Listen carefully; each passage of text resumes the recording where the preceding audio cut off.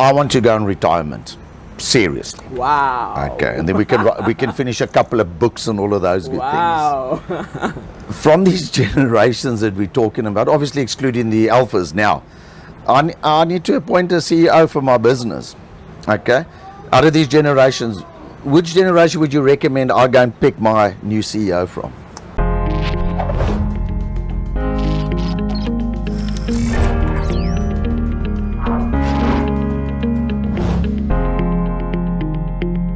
Okay, welcome back, ladies and gentlemen, to Kev Talks.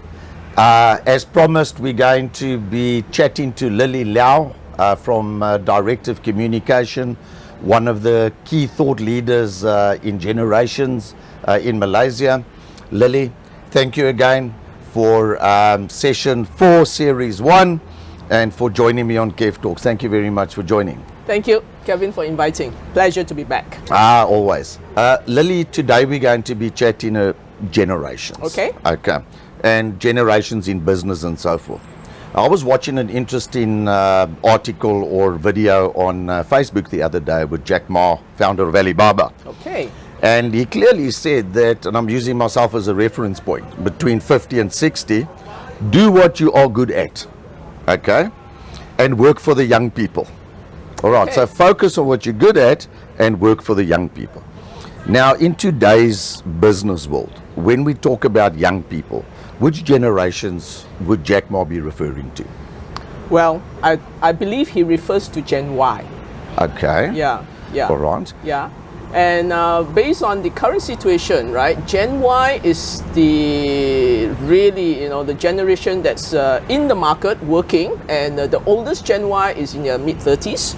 Okay. Yeah, and the youngest is early 20s, right? Okay. And of course, coming up is the Gen Z, Okay. right, which will be another different generation.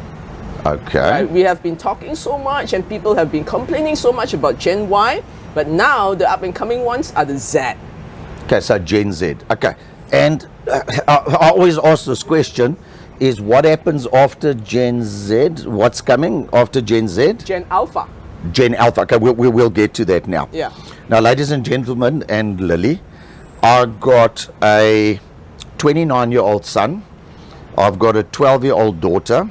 I've got an 8-year-old son. I've got a 3-year-old son. I've got a 44-year-old wife. I'm 53.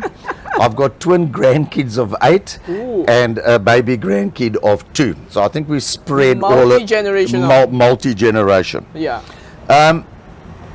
Going back to the workplace and obviously experiencing, what we're chatting about, how is technology influencing the generations that we're talking about? Yes. So I think you mentioned baby boomers, Y, Z, and the alphas that are coming. Yes, How's yes. technology influence these generations? Right. Well, why did the study on Gen Y came out? Why do people need to find out a little bit more about Gen Y, especially right when they were up and coming, going into the workplace? It was because the technology factor has made them different. Okay. Right, yeah, and technology has given them the different perspective how things can be done, how work can be done, compared to the baby boomer style where things were still pen and paper, a lot of documentation, physical documents. Oh, yeah, I went through right? that, yeah. Yeah, but when I joined the workforce, it was typewriter. Whether you remember typewriter. I did typing at school because I tried to get out of mathematics and science. I'm serious. So I did typewriting at school. I wasn't very good. Right. So yeah, those were the generations, right? And it was like, technology evolves and technology came in, right? And Gen Y actually saw the possibilities using technology to make work faster and better. Yes, okay. That's their belief system. All right. Right? Okay. So that's where, they, from the eyes of baby boomers, they will say that, Gen Y does not want to learn, Gen Y, refuse to, take my advice, those kind of things. So that became the conflict. Okay. Yeah. All right. Okay, so we've got the boomer generation, we've got the Gen Xers, we've got a mix of technology and call it the old way of working. Let's use that because I use that phrasing now. Then we've got Gen Y sorted out on technology, and Gen Z. Okay, Gen Z were born in the in the era when apps, right? The technology was in the apps format. So Yes. all they need to do is just swipe and swipe and swipe. Yes. Right? Okay. And Yeah. they don't understand what life is without internet. Okay. Right? Now compared to why in their early years they still don't have technology yet in their life. Yes, Right? At least okay. those who are in Malaysia. Yeah. Okay. Right? And in Malaysia, technology only came in when they were in the teenage. Okay. Yeah. So the difference between Y and Z is that Y do understand what life was without technology, whereas Z totally they cannot comprehend. Okay. All right. Right. Now, the alphas that you were talking about, what's going to happen with technology in that generation? Because I'm looking at the work that I do, and we go underground and we're working on mines and everything, and there's still physical work that needs to be done. Yeah, how much can the robots and whatever take over our working life? What's going to happen with this alpha generation and technology? Okay. The influencing factor for the alpha will be AI. Okay. Right, artificial intelligence, and as we go along right now, right, more and more AI's gadgets will come into our lives. Yes. Right. okay. So to the Gen Alpha, is like they thought this is the way how things are. It's normal. It's normal, right? They may have a robo dog as a toy, Yes. right, rather than a real dog. Yeah, Especially okay. people who are in the city when you cannot have the real dog, right? So the makes parents sense, will yeah. buy them a robo dog. I bought my son a robo spider the other day, which is a good idea, so I don't have a real spider walking around. Okay. Right, right. So when they play with toys like that, eventually they may not be able to differentiate between the real and that's a toy. That is so weird. It's Yeah, I mean, I interesting. would believe yes. so, right? If more and more AIs come to our life in every aspect of that, right? We Yeah. may have a nurse, a robot to replace a caregiver, a Yeah. waiter, waitresses. Then the child cannot differentiate. Yeah. And there's obviously still that work or those jobs where we have to physically do the work, or would we be seeing that? Yeah, in the next 100 years or whatever, be totally replaced by robots and whatever the case may be. It's very interesting. Trying to comprehend now is how life and the world is going to change. Yes.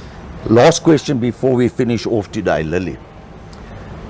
I want to go in retirement. Seriously. Wow. Okay, and then we can finish a couple of books and all of those good Wow. things. From these generations that we're talking about, obviously excluding the alphas now, I need to appoint a CEO for my business. Okay? Out of these generations, which generation would you recommend I go and pick my new CEO from? Okay. My recommendation is, at this moment, based on the current situation, Gen X will be the best. Gen X? Yes. Okay. Why? Why? Now, Gen X is the generation that I call them the sandwich, where they are sandwiched in between baby boomers Yes. and the Gen Y at the workplace. Okay. Right? And throughout their working years, they know how to deal with the baby boomers, and they have refined interpersonal skills. Okay. All Right? right. And they also have the knowledge about technology, and they know technology pretty well. Okay. So, and they are able to deal with Gen Y. Okay. Yeah. All right. That's, Right? So they that have the does, best of yes. both worlds. I'm going to take that advice.